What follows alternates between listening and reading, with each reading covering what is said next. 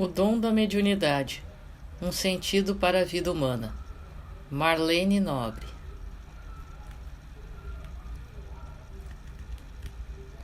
Agradecimentos. Há muito a agradecer aos corações amigos que tornaram possível a realização deste livro. Meu eterno reconhecimento à doutora Márcia Regina Colasanti por sua acolhida leal e amiga. A Regina Altran por sua hospedagem aconchegante. Ao meu querido irmão Denizar Rossi Severino, às queridas cunhadas Silvana Silvestre Severino, Maria Vitorino Severino e aos sobrinhos Marília Oliveira Chaves, Priscila Vitorino Severino e Nelson Oliveira Chaves, por todo o suporte recebido. Aos meus queridos filhos Marcos e Marcelo, pelos conselhos, pela revisão e pelo apoio constantes, tão vitais ao meu trabalho. Aos meus companheiros de diretoria do Grupo Espírita Caibar Schutel, entre parênteses, GECS, Paulo Rossi Severino, Magali Abujade e Cecília Melo Matos, por toda a compreensão e pelo suporte em minhas ausências, bem como aos amigos Normando Fernandes, Valtinho Graciano, Conrado Gonçalves Santos, Áurea e Salvador Gutierrez, por todo o apoio nos momentos estratégicos. Ao caro companheiro de ideal, Martins Peralva, por sua obra Estudando a Mediunidade, um comentário valioso nos domínios da mediunidade, um dos livros da coleção André Luiz, aqui também estudado. E a todos os espíritos e médiuns que tomaram parte tanto na obra da codificação quanto na de Chico Xavier, Emmanuel, meu carinho e eterno reconhecimento. Autora.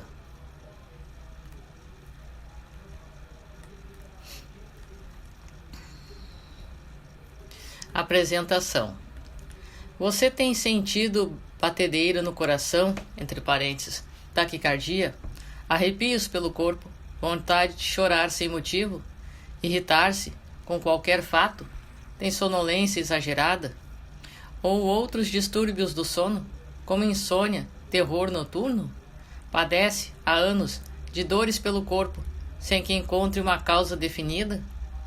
Ou sente um pânico terrível, sem causa conhecida?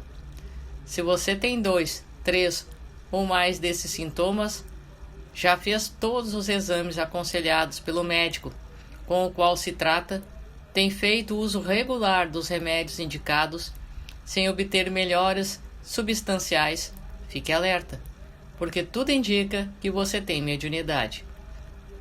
Este livro pretende apresentar a mediunidade e seu significado na vida das pessoas. Visa explicar como a mediunidade aparece e por que ela é a causa de tantos sintomas como os que descrevemos acima. Também, por objetivo, explicar o modo pelo qual é possível lidar com a mediunidade de uma maneira saudável e benéfica para o corpo e para a alma. De início, conceituamos mediunidade, procurando dar-lhe o seu real sentido, ou seja, é uma faculdade inerente a todos os seres, como respirar. Por suas características, amplia os sentidos corpóreos e alarga, em graus variados, a capacidade de comunicação com os planos físico e espiritual. Suas raízes prendem-se à natureza da constituição humana. Para entendê-la, é preciso ir além da matéria densa. É necessário compreender que somos constituídos de corpo físico, envoltórios sutis e espírito. Entende-se por envoltórios sutis os corpos invisíveis de que se reveste a alma, perispírito e corpo mental, ambos constituídos de matéria quintessenciada, até o momento não detectada pelos aparelhos comuns existentes na Terra, porque se baseiam em tecnologia voltada à matéria conhecida. As raízes da mediunidade estão fincadas no perispírito ou no corpo espiritual, porque esse envoltório sutil permite a ação do espírito sobre a matéria, concentra em sua organização a perfectibilidade dos sentidos, possibilitando ao ser humano fazer uso de um novo sentido, que lhe expande a capacidade de comunicação, muito além dos sentidos corpóreos. No exercício dessa função, o perispírito precisa utilizar-se de estruturas neurológicas ou implementos sensíveis do cérebro físico, que tem capacidade de captar a mensagem espiritual em graus muito diferentes e passar a informação do mundo extrafísico ao material. Com isso, a mensagem espiritual torna-se perceptível aos seres humanos, quer ela registrada de forma inconsciente ou subliminar, ou de maneira consciente, integral ou parcialmente. Dentre essas estruturas cerebrais, a glândula pineal é a mais importante, também conhecida como glândula da vida mental. Ela recebe, decodifica e transmite as mensagens extrafísicas às várias regiões do cérebro, para que possam ser interpretadas e compreendidas. É fácil descobrir, assim, porque todos somos médiuns, visto que todos nós possuímos perispírito e glândula pineal. Questionando-se dessa forma, porque só algumas pessoas são médiuns ostensivos, ou seja, porque só em algumas pessoas a mediunidade se manifesta, tal como a conhecemos? Além disso, porque apenas algumas pessoas exercem, efetiva e regularmente, os dons da mediunidade? A explicação está na própria constituição do perispírito e da glândula pineal, conforme analisaremos nos capítulos 3, 4 e 5 deste livro. Embora, sobre esse assunto, tenhamos mais perguntas do que respostas, propomos uma reflexão mais acurada sobre as revelações, inspirando-se nelas para efetuar pesquisas e ampliar conhecimentos. Em uma das entrevistas que deu, Chico Xavier, indagado sobre o conceito de mediunidade, enfatizou, abre aspas, na essência é afinidade, é sintonia, estabelecendo a possibilidade de intercâmbio espiritual entre as criaturas que se identifiquem na mesma faixa de emoção e pensamento. Fecha aspas. Em seguida, esclareceu, abre aspas, os sintomas podem ser variados, de acordo com o tipo de mediunidade. Irritabilidade, sonolência sem motivo, dores sem diagnóstico definido, mau humor e choro inexplicável podem identificar necessidade de esclarecimento e estudo. Fecha aspas. Daquilo que hoje conhecemos, este livro procurou ressaltar os principais sintomas da mediunidade, segundo a diversidade dos dons ou carismas, vinculando a maioria deles às próprias funções da pineal. Assim como mostramos de que forma podem se tornar permanentes, constituindo-se, muitas vezes, em grave ameaça à saúde física e mental, na chamada mediunidade torturada ou na obsessão. Com isso, somos levados a ressaltar a importância dos pensamentos, uma vez que eles são tão essenciais na mediunidade quanto o leito é para o rio. Na verdade, constituem-se na base fundamental de toda a comunicação. Conhecer esses dados é importante para quem deseja desenvolver sadiamente a mediunidade, ou seja, educar-se mediunicamente. Para isso, é aconselhável procurar informações em fontes seguras, tanto em cursos e seminários na casa espírita, quanto em leituras sadias, selecionando livros que instruam e estimulem o seu bom uso. No decorrer deste livro, seguimos as revelações dos espíritos instrutores, contidas nas obras de Allan Kardec, no século XIX, e de Chico Xavier Emmanuel, no século XX. Para lançar as bases do Espiritismo, o codificador da doutrina conseguiu marginalizar a fraude, expulsando-a dos experimentos que fez, bem como procurou estudar e classificar os fenômenos e seus produtores, os médiuns. Demonstrou que muitos dos fenômenos tinham origem na psique do próprio médium, sendo, portanto, fenômenos anímicos, como os denominamos hoje.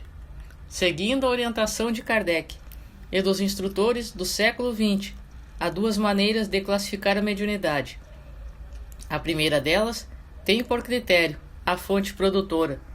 Os fenômenos podem ser anímicos e produzidos pelos espíritos encarnados, ou podem ser espiríticos, produzidos pelos desencarnados. A segunda maneira de classificar a mediunidade se dá segundo o critério dos efeitos, que podem ser físicos ou intelectuais, sendo produzidos tanto pelas almas dos chamados vivos quanto dos mortos. Para facilitar a compreensão dos fenômenos anímicos, os produzidos pelo próprio espírito encarnado, ilustramos com alguns exemplos em capítulos como, abre aspas, o fantasma azul alaranjado, fecha aspas, abre aspas, a despedida de Elisa, fecha aspas, e, abre aspas, passageiro salva tripulação de navio encalhado, fecha aspas, etc. Com eles, fica fácil compreender que a alma não está encarcerada no corpo, como se estivesse em uma caixa hermeticamente fechada, mas pode extravasar-se e comunicar-se além dos sentidos corpóreos. Estão englobados nos fenômenos anímicos, o desdobramento ou a experiência fora do corpo, os diversos graus de sonambulismo natural, ou aqueles obtidos sob ordem hipnótica, a letargia, a catalepsia, a dupla vista, a doação de ectoplasma, etc. Desses, damos especial ênfase aos casos de desdobramento, seguidos de aparecimento dos duplos, até o fenômeno da bicorporeidade, quando o médium pode ser visto, materializado em duas cidades ou localidades diferentes, ao mesmo tempo. Os fenômenos anímicos tanto podem ser acompanhados de efeitos físicos quanto intelectuais. Há encarnados que podem emitir comunicações através da fala e da escrita, tanto a si próprios como a intermediários, ou se servindo de outros medianeiros para passar a mensagem, como, por exemplo, enquanto estão em estado de coma.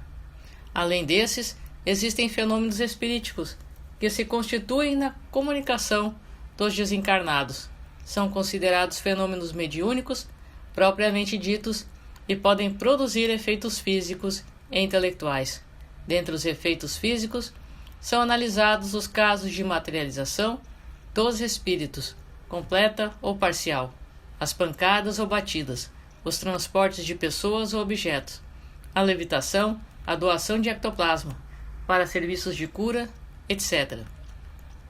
Dentre os fenômenos intelectuais, analisaremos a vidência, a audiência, a psicofonia ou incorporação, a psicografia, a psicometria, etc.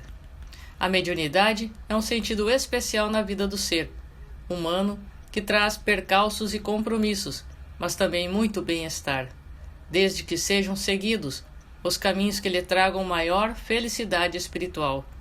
Tanto o médium precisa aplicá-la, tendo por base a caridade, o bem do próximo, vinculando-a profundamente à sua melhoria moral, que implica esforços constantes em vencer suas más inclinações, representadas pelos vícios, entre os quais o orgulho, a vaidade, a presunção. Quando exercido nessas bases, o médium passa a conhecer-se melhor, e o seu desenvolvimento equivale a numerosas e prolongadas sessões de psicanálise, tendo como recompensa final a sensação de paz íntima, fruto do dever cumprido.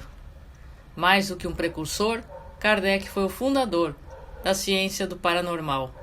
Com ele, temos o estudo minucioso da mediunidade, a classificação dos espíritos e dos médiuns, o papel desempenhado por estes nas comunicações e sua influência moral, a confluência da, entre aspas, constelação familiar invisível, que age sobre o médium e que é por ele influenciada, as interferências mesmo inconscientes, dos pesquisadores e dos assistentes, os inconvenientes e perigos do exercício mediúnico mal direcionado, as rupturas dos campos psíquicos, com a interferência de mentes estranhas, gerando processos obsessivos, as ações de cura magnética, etc.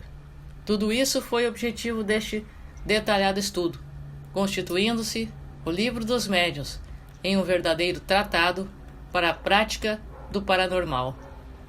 Sem Kardec, portanto, não há estudo sério das manifestações espirituais. É preciso reconhecer, todavia, conforme a advertência dos próprios espíritos instrutores, que se comunicavam à época da codificação, que o tempo passa e outros tipos de comunicação surgem. O progresso humano é inevitável e, consequentemente, o da própria faculdade mediúnica. Por isso mesmo, ao longo deste livro, adicionamos as informações pioneiras de Allan Kardec, as revelações espirituais respigadas na obra de Chico Xavier, Emmanuel, elaboradas ao longo do século XX, particularmente nos livros de autoria do médico desencarnado André Luiz, que as ampliam e complementam. Aliás, são elas que dão a real perspectiva pela qual descrevemos os fenômenos nesta obra, do céu para a terra. Essa visão privilegiada, proporcionada pelos espíritos instrutores, permitiu-nos observar melhor os fatos já descritos e pesquisados anteriormente, não apenas por Kardec, mas também por metapsiquistas e parapsicólogos, que são, no entanto, de difícil assimilação por parte dos que lidam diuturnamente com a mediunidade, quais sejam os fenômenos mediúnicos, os de exteriorização da sensibilidade, ou de psicometria, etc. Não podemos nos esquecer, igualmente, de que a ciência teve extraordinários avanços no século XX, principalmente as revoluções conceituais da física quântica, que têm alcançado luzes novas à compreensão dos fenômenos mediúnicos, como podemos constatar nas inúmeras informações importantes contidas nos livros Mecanismos da Mediunidade e Evolução em Dois Mundos, embora tenham sido inseridas em vários capítulos deste livro. Não poderiam se constituir aqui em objeto de estudo específico, por isso reconhecemos a necessidade de analisá-los futuramente em uma obra de cunho científico, que seja fruto de um trabalho de equipe, na qual procuraremos dissecar a neurofisiologia da mediunidade. Neste livro, não teríamos condições de dar mais amplas informações sobre os fenômenos de cura em toda a sua diversidade e complexidade, razão pela qual pretendemos dedicar uma obra exclusiva no futuro. Aqui, fornecemos tão somente algumas questões básicas para quem se deseja dedicar-se aos passes ou ações magnéticas de cura. Do mesmo modo, não foi possível abordar em profundidade o desenvolvimento da mediunidade, de os fracassos e sucessos de médiuns e doutrinadores nas tarefas assumidas perante o mundo maior. Apenas fornecemos alguns dos dados mais importantes sobre o assunto, quando tratamos de mediunidade e obsessão.